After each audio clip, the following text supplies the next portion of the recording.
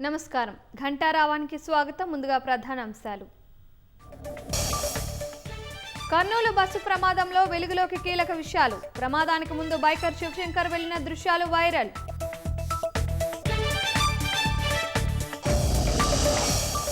GHMC పరిధిలో రవాణా శాఖ విస్తృత తనిఖీలు. నిబంధనలకు అతిక్రమించి తిరుగుతున్న బస్సులపై కేసులు.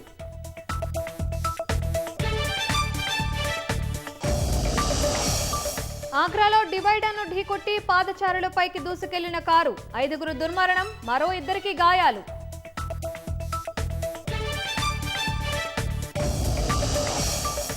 దేశవ్యాప్తంగా ఓటరు జాబితా సమగ్ర సవరణకు సిఈసి సిద్ధం. జిల్లా మెజిస్ట్రేట్ అధికారులు సంసిద్ధం కావాలని ఆదేశం.